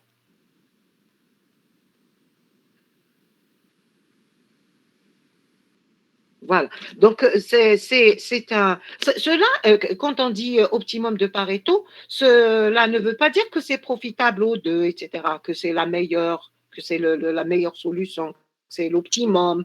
Mais c'est un critère qui a été posé par ceux qui ont travaillé sur ce type de solution. C'est un critère, c'est que quand on est dans une combinaison, pour accepter de changer, c'est que on soit tous les deux gagnants, ou bien l'un de nous deux soit gagnant et l'autre, peut-être il va garder son utilité, son gain. L'essentiel, c'est qu'il ne perd pas. Voilà, donc je vais effacer tout ceci. Non, couleurs. Déjà, rouge et... Non, supprimé. Voilà. Maintenant, nous avons dit que ça, ce n'est pas un optimum de Pareto parce que, tout simplement, les deux joueurs, ils acceptent d'aller ici. Puisqu'ils acceptent d'aller ici, ça veut dire que ce n'est pas un optimum. Un optimum, ça veut dire qu'ils n'acceptent de n'aller nulle part quand ils sont dans une certaine configuration. Nous avons dit que cette configuration, c'est un optimum de Pareto. C'est un optimum de Pareto. Pourquoi? Parce qu'ils n'acceptent pas d'aller ici parce que c'est le premier joueur qui va perdre, parce qu'il va passer de 0 à moins 8. Il n'accepte pas aussi d'aller ici parce que toujours, le premier joueur, il va passer de 0 à moins 15, il est perdant, donc il ne va pas accepter. Et ils ne vont pas accepter d'aller ici. Pourquoi? Parce que le premier joueur va passer de 0 à moins 1. Il est perdant, donc il ne va pas accepter. Et puisqu'ils ne vont pas accepter d'aller nulle part, on peut dire que c'est un optimum de Pareto. On vient ici, configuration moins 15, 0. Alors, vous me dites, est-ce que c'est un optimum de Pareto ou pas? Et pourquoi?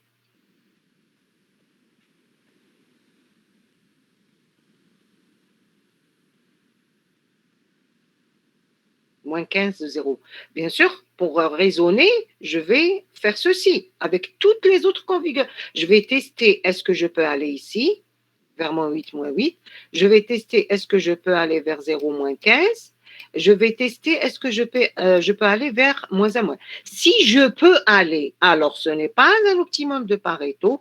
Et si je ne peux pas aller, alors c'est un optimum de Pareto. Ça se fait le contraire. Hein?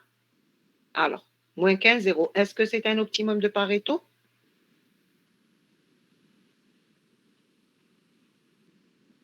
Ce n'est pas un optimum de Pareto. Pourquoi?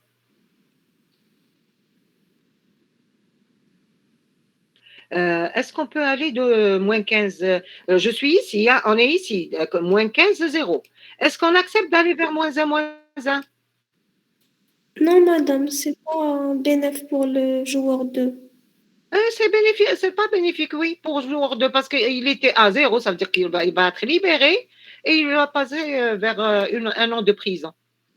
Il va perdre? Joueur 2, suspect 2. Oui ou non? Oui ou non? Donc finalement, il ne peut pas aller. Est-ce qu'ils vont aller vers moins 8, moins 8?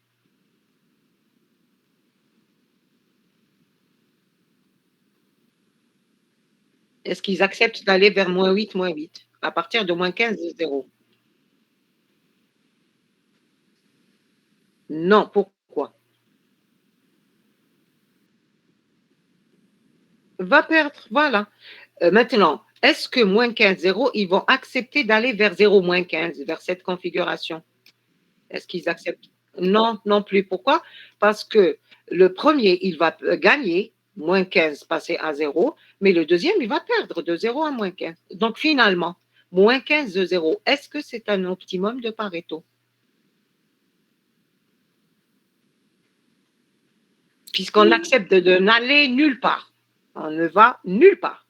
Donc, on est bien dans l'autre position, et donc finalement, c'est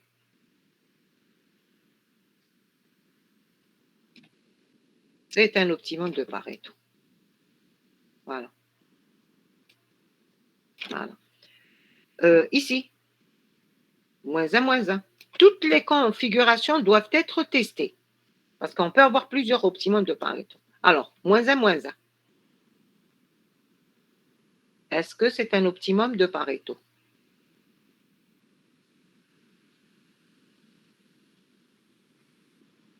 Oui, pourquoi?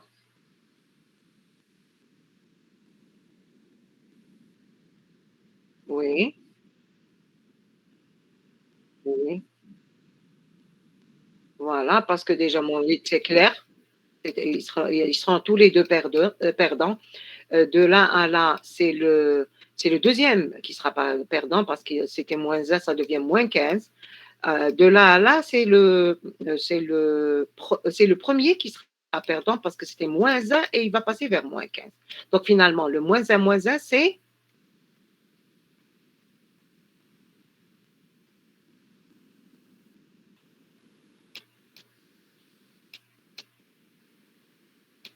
donc il n'accepte de n'aller nulle part.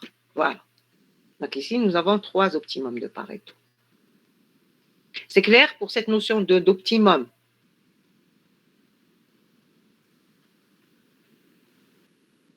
Voilà. Donc, et par la suite, bon, on peut développer encore plus, c'est-à-dire pour chercher, par exemple, si un optimum de Pareto c'est un équilibre de Nash, etc. On peut, voilà, voir est-ce que c'est aussi un équilibre de Nash, etc. Mais l'essentiel, il faut comprendre ces concepts-là. Ce sont des concepts de base. On ne va pas aller plus loin dans la théorie des jeux. Mais l'essentiel, c'est que vous savez que finalement, la théorie des jeux, on peut l'utiliser dans certains contextes, certaines applications multi-agents. On peut utiliser cette théorie, par exemple, dans la simulation, par exemple, tout ce qui est guerre, tout ce qui est marché financier, on peut utiliser, surtout les marchés financiers, surtout les marchés, pour voir comment ça évolue la bourse, pourquoi les prix chutent, pourquoi on peut utiliser la théorie des jeux, voir les raisonnements, quelles sont les stratégies utilisées par les différents investisseurs et voir comment ça évolue. Des fois, il y a des crises financières qui arrivent, mais on ne sait pas pourquoi. Mais si on étudie, on essaie de simuler, d'étudier, on peut comprendre un petit peu pourquoi ça, en utilisant par exemple la théorie des jeux. Pourquoi ça a généré une crise financière, par exemple. Voilà, donc on a terminé ceci, voilà, pour le cours. Donc on va aller vers TD. TD, voilà. Alors, théorie des jeux. Alors, TD1, ici. Soit les jeux suivants en forme extensive, donner leur forme stratégique. Alors, c'est-à-dire que nous avons dit qu'un jeu, il peut être soit sous forme stratégique, on l'appelle aussi normal, donc on dit stratégique, ou bien normal, ou bien matriciel. Ou bien matriciel. Voilà. Comme il peut être représenté matriciel, comme il peut être représenté sous forme extensive. Voilà. Quand on le représente sous forme extensive, c'est utile, par exemple, quand c'est un jeu à plusieurs coups. Par exemple, à plusieurs coups. Supposons que nous avons ici un jeu, par exemple, ça ne s'arrête pas là. Supposons que, par exemple, après, nous avons J1, par exemple. J1 qui va faire 2 autres stratégies, par exemple. Ou bien 3 autres stratégies, par exemple. Il a la possibilité de faire. Et après, une fois qu'il fait la stratégie, il peut gagner. Donc, on peut avoir des jeux à plusieurs coups. Donc, c'est un jeu séquentiel. Cette représentation, elle est plus adaptée pour ce type de jeu. Voilà, elle est plus adaptée. Jeu matriciel quand c'est simultané, c'est-à-dire nous avons les stratégies, mais les stratégies du joueur 1, par exemple, les stratégies du joueur 2, comme on peut avoir plus de 2 joueurs. Hein. C'est-à-dire si on a plus de 2 joueurs, supposons que nous avons 3 joueurs, donc ce qu'on fait, on peut faire ceci, par exemple. Si on représente sous forme matricielle 3 joueurs, comment va-t-on faire? 3 joueurs. On peut faire ceci, par exemple, J1, J2, comme ça, J2, voilà. Et après, on fait, puisque nous avons dit que nous avons 3 joueurs, comme ça, voilà. Donc, c'est une matrice, hein. Mais puisque nous avons 3 joueurs, on est obligé de représenter quelque part notre 3e joueur. Donc, on peut faire ceci. Donc, le joueur 1, il a 2 stratégies, par exemple, supposons. Hein, il a 2 stratégies, cette ligne-là et cette ligne-là. Le joueur 2, il a 2 stratégies, cette colonne-là et cette colonne-là. Et bien sûr, puisque c'est 3 joueurs, donc normalement, comme ça, c'est des triplés finalement. C'est des triplés, comme ça. Voilà, voilà, voilà. Mais nous avons un troisième joueur. Voilà. Comment faire? On peut par exemple faire ceci. Par exemple. Voilà, une troisième matrice pour le même, c'est-à-dire J2 toujours. J2, voilà, mais avec une autre comme ça. Voilà, comme ça. On peut faire cette représentation, par exemple, comme ça. Voilà. J2, c'est-à-dire ici pour une option, pour une stratégie, et cette matrice-là pour une deuxième stratégie. Par exemple, si nous avons 3 joueurs, mais on va se limiter pour le moment à 2 joueurs, et je vais supprimer tout ça. Comment va-t-on faire le... Bon, est-ce que ici, dans cette représentation, c'est un jeu simultané ou bien séquentiel? C'est-à-dire information parfaite. Alors, est-ce que c'est simultané ou bien séquentiel? C'est simultané? Ici, c'est le joueur J2 joue en même temps que J1?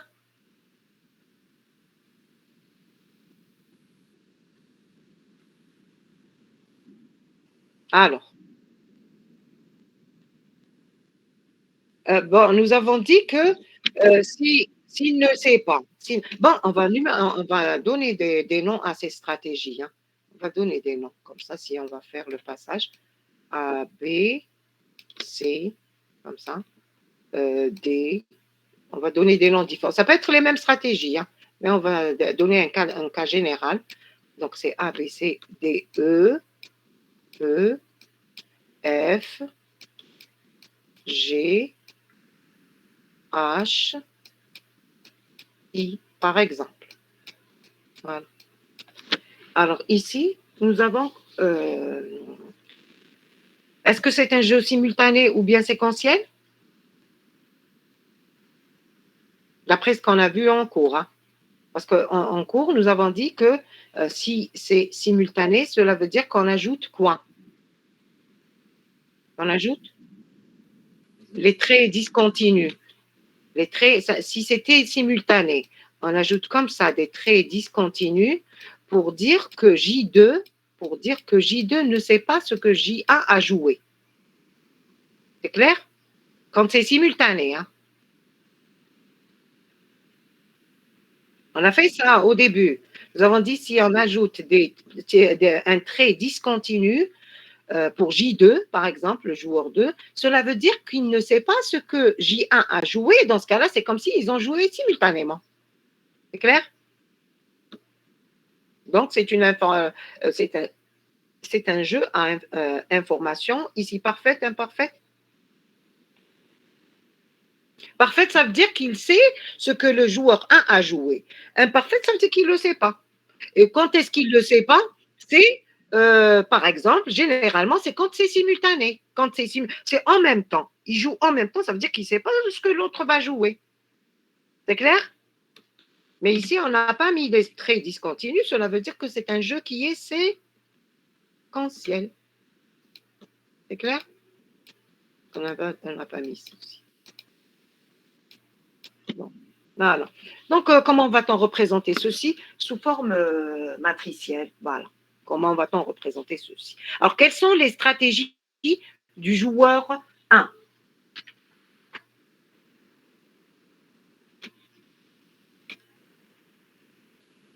Quelles sont les stratégies du joueur 1?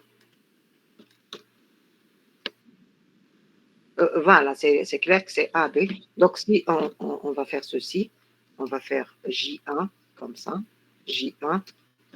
Il a 3 stratégies. On va voir pour J2.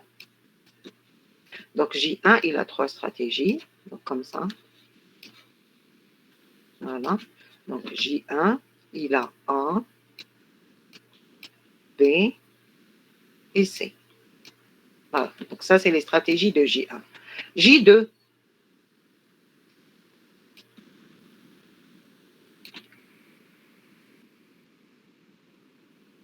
Alors, c'est D, D. Voilà. C'est les stratégies possibles. C'est 2 fois 2. On aura combien? On aura combien en tout? pour J2.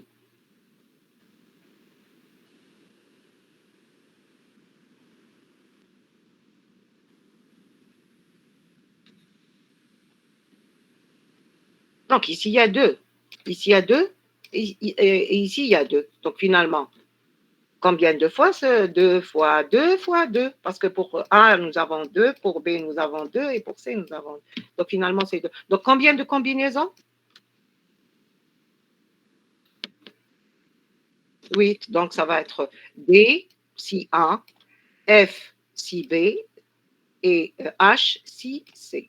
Donc, H. Toutes les combinaisons, voilà. Toutes les combinaisons. Donc, c'est DFH, DF. On aura en tout 8. DF, DFH. Parce qu'elle est DFH, DF. Ça, c'est I ou bien J? HI. Donc, c'est un I. DFI. Ensuite, DGH, DGI, DGH, DGI, DGH, DGI. Voilà.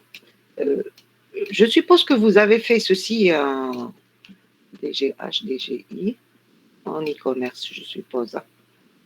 DGH, DGI. Et ensuite,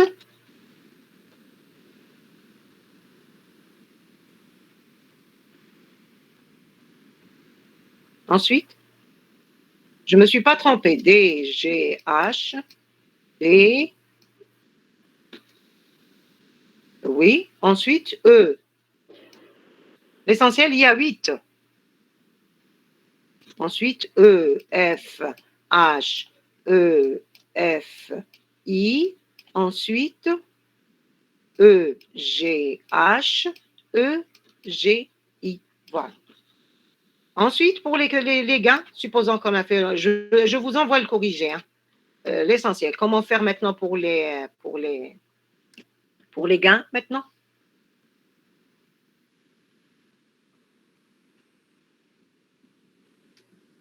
Le D.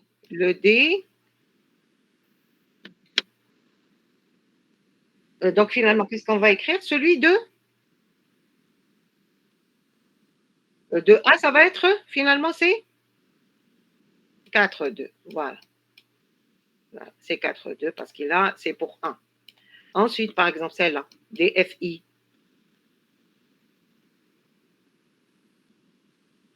Donc finalement, c'est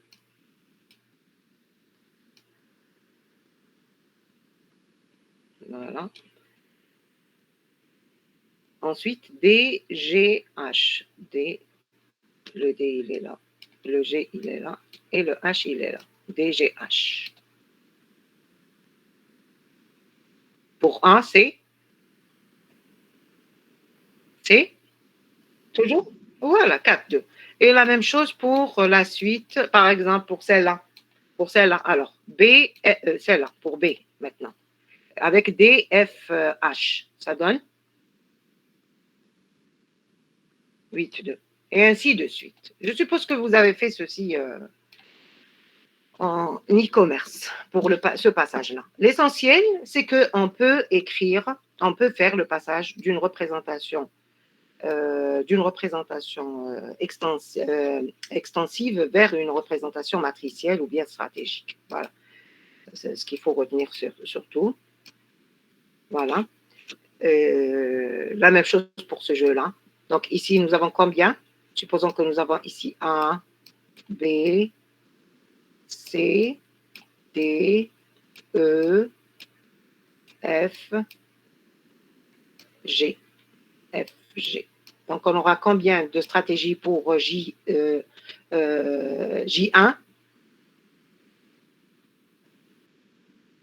Et pour J2?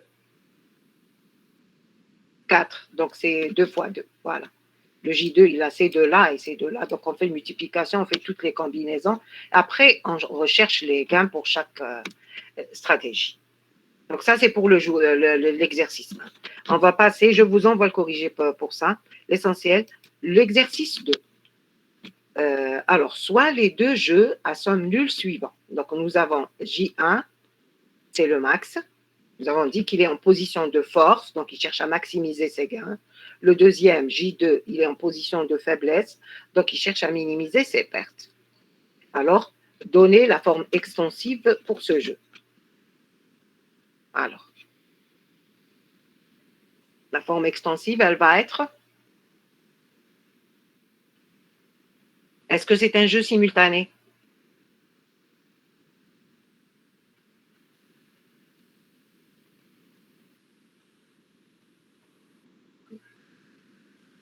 Non, c'est un jeu simultané ici. C'est le jeu à somme nulle, c'est-à-dire que je joue... voilà, donc ça peut être un jeu simultané. Ce n'est pas dit que c'est séquentiel, donc c'est un jeu simultané sous forme de matriciel. Et donc, on peut représenter ceci sous forme d'arborescence et ajouter les tirés pour dire que c'est simultané. Maintenant, en utilisant la méthode max-min, vue en cours, donnez pour les deux jeux la meilleure stratégie pour chaque agent joueur et la solution stable du jeu si elle existe. Comment va-t-on faire?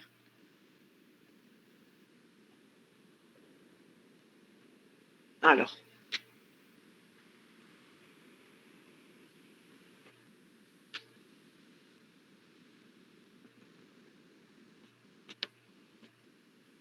c'est-à-dire pour le jeu, celui-là, par exemple, si c'est la forme extensive, voilà, c'est J1, alors, on va faire J1, comme ça.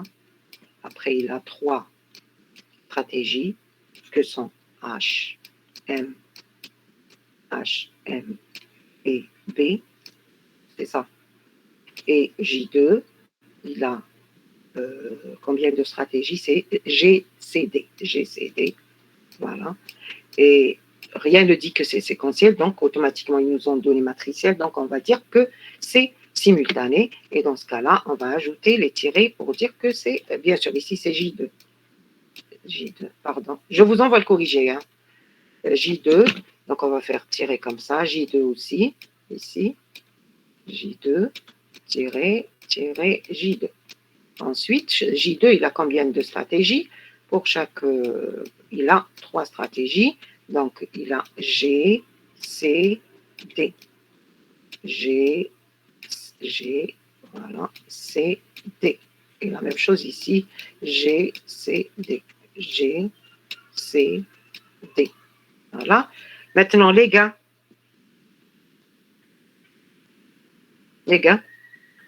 dans les feuilles de l'arbre, on va mettre, dans l'arborescence, on va mettre les gains. Donc, ça va être, vous me dites.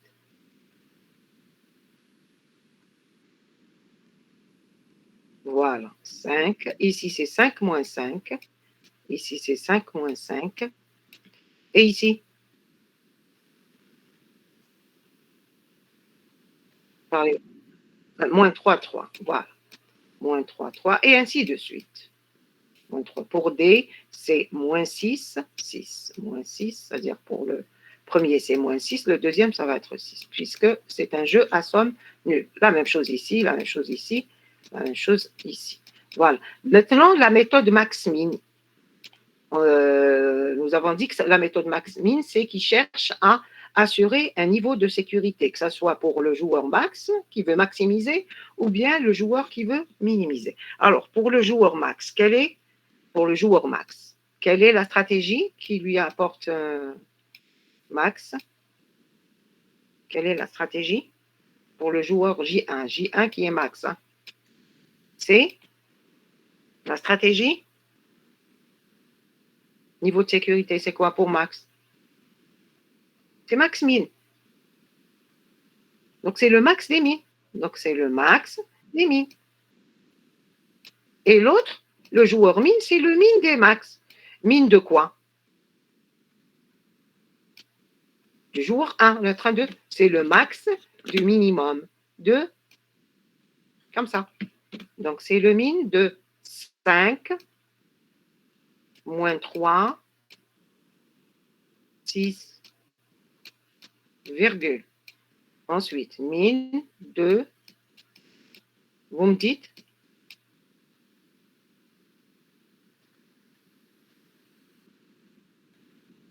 Voilà, 1, 0, 2, les lignes, parce qu'on est en train de travailler le jour J1.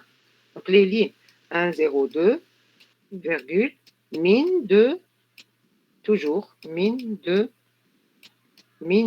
alors, moins 7, virgule, moins 4 et 8. 8, ça nous donne combien? Qui est égal au max, donc on va écrire, qui est égal au max de quoi? Ici, le minimum, c'est combien? Madame, c'est 5, moins 3, moins 6. Ah oui, moins 6. Alors, le minimum pour le premier, c'est moins 6. Le deuxième, c'est 0. Et le troisième, c'est moins 7. Voilà. Ensuite, c'est égal à combien? C'est égal à combien? 0. Maintenant, on va chercher la stratégie qui assure le niveau de sécurité pour le joueur mine qui cherche à minimiser ses pertes. Donc, nous avons dit pour le mine, c'est une autre stratégie qui s'appelle mine des max. Donc, c'est le minimum des max. De chaque max, donc max de quoi? Max de... Le joueur 2, c'est les colonnes. Hein? C'est les colonnes. Donc, c'est le max de... Vous appliquez la formule. Voilà, 5, 1, moins 7, comme ça. 40, virgule, max toujours, 2, max 2, moins 3, 0, moins 4, 0, moins 4, comme ça. Voilà, virgule, max 2, moins 6, virgule 2, virgule 8, les colonnes de notre joueur J2. Ça, c'est pour J2. Hein. Min max, c'est pour J2. Et on trouve donc ici, ça va être égal, min de quoi? Min de... Ici, le maximum, c'est... Ici, le maximum, c'est 0. Et ici, le maximum, c'est 8. Et donc, ça nous donne le min de tout ça, c'est combien?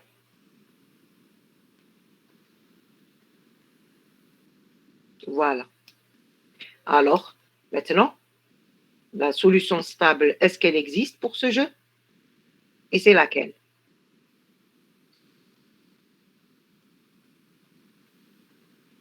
On a trouvé la stratégie pour J1, c'est la stratégie qui lui ramène un 0, son niveau de sécurité c'est 0, et l'autre, son niveau de sécurité, J2, c'est aussi 0. Et donc finalement, est-ce qu'il y a une solution à ce jeu?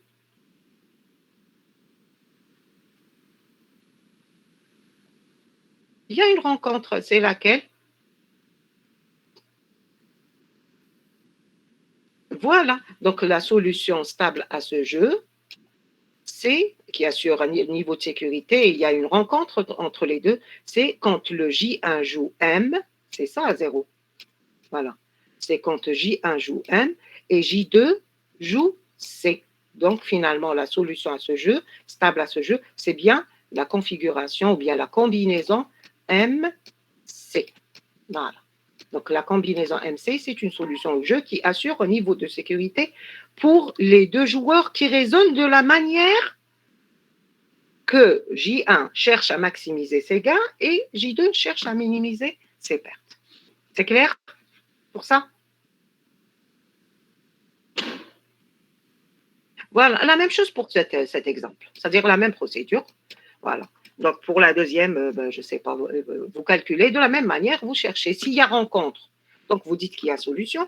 S'il n'y a pas de rencontre, vous dites qu'il n'y a pas de solution. C'est clair pour cet exercice?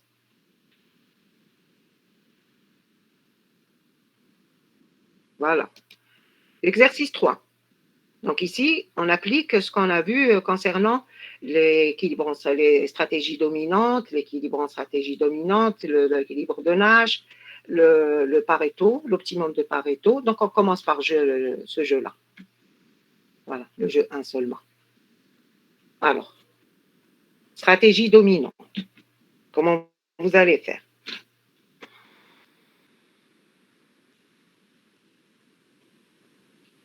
Alors, comment procéder pour stratégie dominante?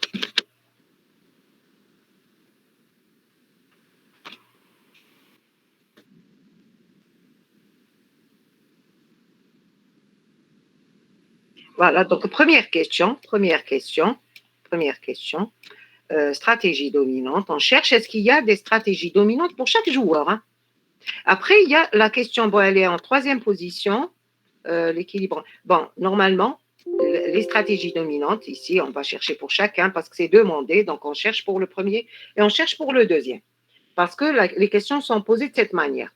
Mais supposons que nous avons, est-ce qu'il existe directement l'équilibre en stratégie dominante? Donc là, vous faites stratégie dominante du premier et supposons que vous ne l'avez pas trouvé, donc directement, vous dites qu'il n'y a pas d'équilibre. C'est clair? Mais si on vous pose la question de cette manière, cela veut dire que vous allez chercher stratégie dominante pour le premier, stratégie dominante pour le deuxième. Vous répondez à cette question. Après, vous passez à la question 3. C'est clair? Pour différencier entre les questions. C'est-à-dire, vous allez revenir vers la question 3, arriver à la question 3, vous allez dire, puisque les deux joueurs, par exemple, hein, ont des stratégies dominantes, chacun a des stratégies, donc il existe un équilibre. S'ils n'ont pas, ou l'un des deux n'a pas, donc vous dites directement qu'il n'y a pas d'équilibre en stratégie dominante. Alors on commence. Pour J1, on va faire J1. Est-ce qu'il a stratégie dominante? Qu'est-ce qu'on fait? Pour J1, qu'est-ce qu'on dit? Si, pour J1, si J2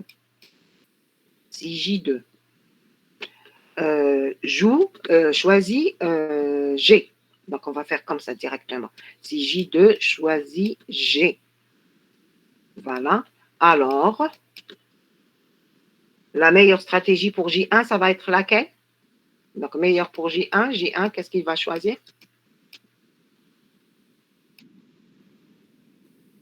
J2, nous avons dit qu'il choisit G. La meilleure pour J1, ça va être la G. G. Ça va être G. On va faire comme ça. Voilà, G. Maintenant, si J2, toujours, choisit D, alors, la meilleure pour J1, ça va être laquelle? Pour J1, c'est la M. La M. Voilà. J2, si J2 choisit M, alors la meilleure pour J1, c'est laquelle? Et laquelle?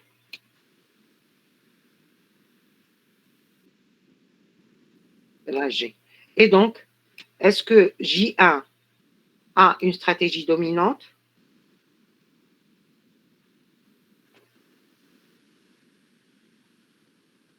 C'est-à-dire que c'est la même stratégie pour laquelle, quel que soit le choix de l'autre, c'est la même stratégie qui gagne à chaque fois. Est-ce qu'il a une stratégie dominante? Pas de stratégie dominante, pas de stratégie dominante pour J1. Pour J1. Pour J1. Ici, puisque la question elle est posée la première pour les stratégies dominantes, on est obligé de chercher aussi stratégie dominante pour J2. Alors, si maintenant J1 choisit J1, choisit G, alors J2, la meilleure, c'est laquelle? Si J1 choisit G, la meilleure pour J2, ça va être laquelle? C'est la G3, c'est-à-dire celle-là, c'est la meilleure. Voilà. Donc c'est la G. Si J1 toujours, je vais écrire 1 seulement, J1 choisit D. La meilleure pour J2, c'est combien? C'est quelle stratégie? Si J1 choisit D, la meilleure pour J2, ça va être la G. La G. Si J1 choisit M. La meilleure pour J2, c'est laquelle? Pour J2, c'est laquelle? C'est là? C'est là? C'est la M. Donc, est-ce que le J2 a une stratégie dominante? Pas de stratégie dominante aussi. Pas de stratégie dominante pour J2 aussi. Donc déjà, on peut déduire qu'il n'y a pas d'équilibre en stratégie dominante, mais on répond à cette question dans la troisième question. Maintenant, l'équilibre de Nash, s'il existe. Bien sûr, nous avons dit que l'équilibre, soit il n'existe pas, soit on peut trouver un seul, soit on peut trouver plusieurs équilibres. Alors, comment raisonner pour l'équilibre de Nash?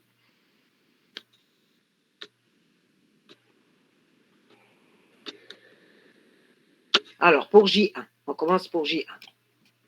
Alors, J2 choisit G. Quelle est la stratégie que va choisir J1? Il va choisir G. Donc, on va faire comme ça. On est toujours pour J1. Hein? Maintenant, si J2 choisit D, quelle est la stratégie que va choisir J1? M. Si J2 choisit M, quelle est la stratégie choisie ou qui sera choisie par J1? La meilleure pour J1, c'est la G. Voilà. On fait de même pour J2. C'est-à-dire, on se met dans la peau de J2, on commence à raisonner. Voilà, pour J2. Alors, si J1 choisit G, quelle est la meilleure pour J2?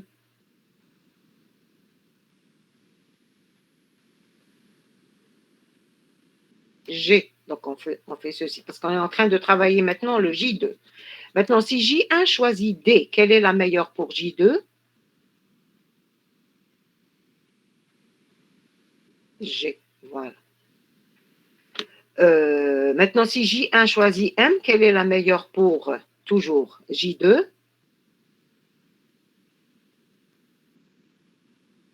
C'est la M. Et donc, finalement, nous avons combien d'équilibres de Nash? Combien d'intersections, de rencontres?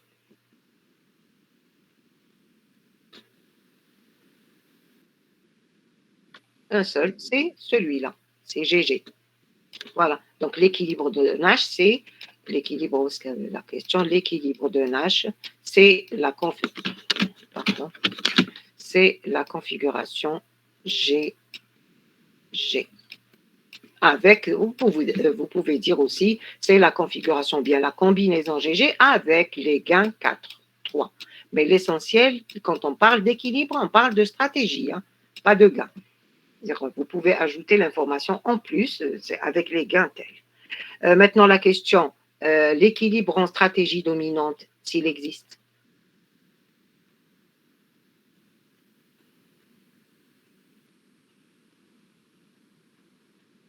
Est-ce qu'il existe un équilibre en stratégie dominante?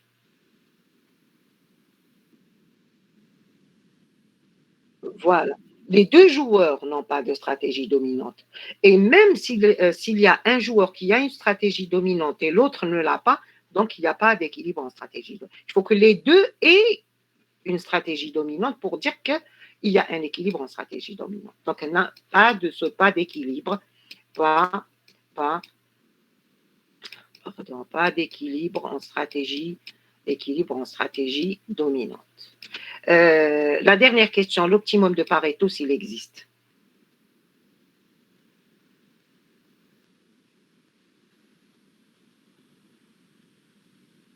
Comment raisonner? Bon, j'efface cette partie, au moins. Alors, comment raisonner pour... Ben, sinon, je change de couleur. Alors, l'optimum de Pareto, maintenant. Je ne sais pas si ça sera visible. Voilà, le bleu. Alors, l'optimum de Pareto. Comment raisonner? Parce qu'il y a la question, la même chose. Pour l'optimum de Pareto, nous avons dit qu'on peut ne pas trouver d'optimum, comme on peut trouver un seul, comme on peut trouver plusieurs optimums. Hein. Alors, comment raisonner pour l'optimum de Pareto?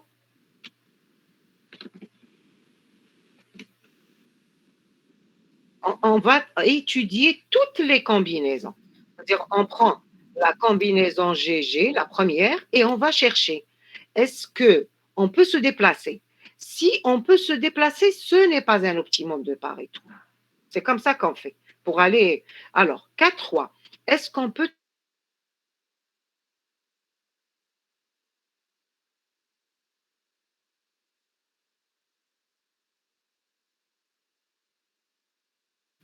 Est-ce qu'ils acceptent d'aller ici? Vers 2-1. Est-ce qu'ils acceptent d'aller vers 5-0? Non, parce que le deuxième, il perd.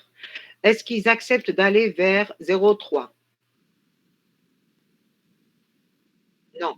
Vers ceci aussi? Non. Vers 3-1? Non. Vers 2-1? Non, parce qu'ils perdent. Vers 3-3, l'un d'eux perd. Vers 2-4 aussi. L'un gagne, mais l'autre perd. Donc finalement, 4-3, est-ce que c'est un optimum de Pareto? Oui, voilà. Donc GG, donc finalement, ce n'est pas le 4-3. Le 4-3, c'est le gain. GG, la combinaison GG est un optimum de Pareto. Voilà. Par exemple, le 2-1. Est-ce que c'est. On va aller vers la deuxième. Est-ce que c'est un optimum de Pareto? 2-1, configure. Non. Non, pourquoi? Parce qu'on peut aller vers GG. On accepte d'aller vers GG. Donc déjà ici, je le supprime. Ce n'est pas un optimum de Pareto. Je viens vers 5-0. Est-ce que 5-0 est un optimum de Pareto? Alors, est-ce que c'est un optimum de Pareto? Non, madame. 5-0, on peut aller à 4-3.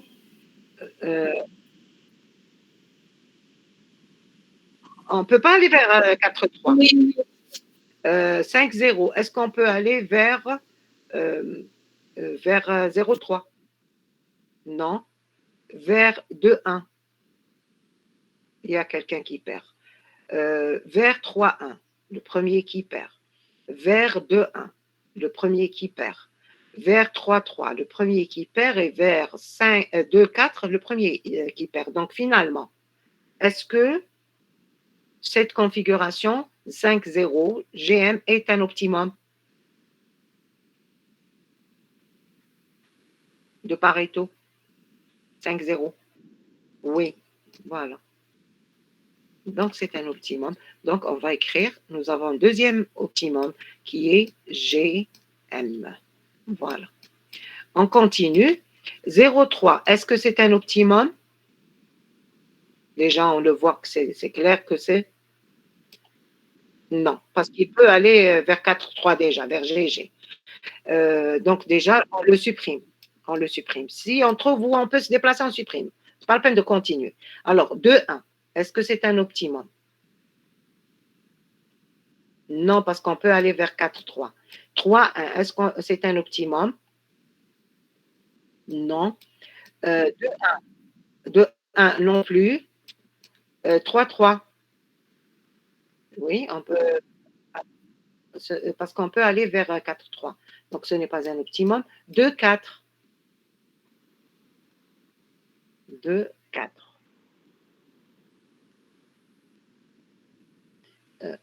C'est un optimum. Apparemment, on ne peut pas aller nulle, on peut aller nulle part. Bon, on ne peut pas aller vers 4,3 parce que c'est le deuxième qui va perdre. On ne peut pas aller parce que c'est les deux qui vont, non, le deuxième aussi qui va perdre. On ne peut pas aller parce que c'est le deuxième qui perd. Ici, c'est le deuxième qui perd. Ici, le deuxième qui perd. Il perd, perd. Donc, finalement, ceci, c'est aussi un optimum. Donc, nous avons trouvé un troisième optimum qui est la combinaison M. Est-ce que c'est clair? Oui. Voilà. Donc, la même chose pour la même procédure, je veux dire. Pour jeu 2 et jeu 3, donc c'est possible que vous trouvez des optimums, c'est possible que non, tout dépend. Vous continuez à faire ceci. Je vous envoie le corrigé. Maintenant, il reste l'exercice 4, qui est celui-là. Alors, vous le faites vous-même. Vous m'envoyez la solution et après, je vous envoie la solution par la suite. Vous m'envoyez voilà, l'exercice 4. Donc, l'exercice des deux chasseurs. Essayez de le faire parce qu'il y a une modélisation sous forme stratégique extensive. Après, toutes les questions qu'on peut avoir, dominance, l'élimination par successive aussi. Il y a tout ça dans cet exercice. Essayez de le faire. Envoyez vos solutions. Après, je vous envoie le corrigé avant l'examen, bien sûr.